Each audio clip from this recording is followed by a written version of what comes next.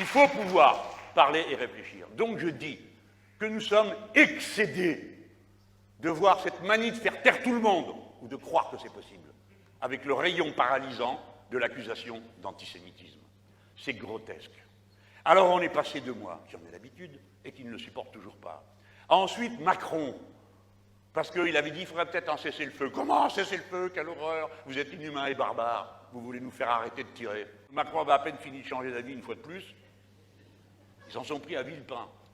Alors il y a quand même beaucoup de gens qui se sont dit, bon, ça va trop loin, c'est n'importe quoi. C'est n'importe quoi. Enfin, qu'est-ce que c'est que cette affaire? Il y en a dans ce pays, on se demande s'ils sont en train de parler de la guerre à Gaza et au Proche-Orient, ou si ce qui les intéresse, c'est juste la guerre contre les insoumis. Il peut arriver, en effet, que des gens parlent mal. Eh bien, on discute. Et on rectifie ce qui doit l'être. Mais ça ne peut pas être « Tais-toi! Toi, t'as dit ça, t'es un antisémite, toi là-bas aussi, toi, t'as rien dit, tu l'es aussi. » Ça devient ridicule. Ça abaisse une lutte qui est nécessaire.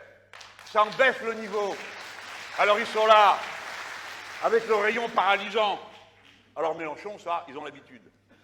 La blessure que ça peut m'infliger, compte tenu de ce qu'est ma vie, et combien parmi vous qui êtes insoumis et qui vous sentez concernés par ce genre d'injures, cette blessure-là, ils s'en foutent. Faire mal, humilier, blesser, ils s'en foutent. Ce sont des lâches qui mènent des guerres contre ceux qui ne peuvent pas se défendre. Comment voulez-vous que je me défende? Et pourquoi me défendrais-je? N'offense pas qui veut. Et comme l'a dit Edmond Rostand, en faisant parler Cyrano de Bergerac, il y a des fois aussi où on se dit qu'il ne faut pas renoncer à l'honneur d'être une cible. Parce que si je suis une cible, c'est en votre nom, et je sais que vous êtes souvent fiers de moi. Parce que j'ai parlé pour vous. Mon devoir est le vôtre.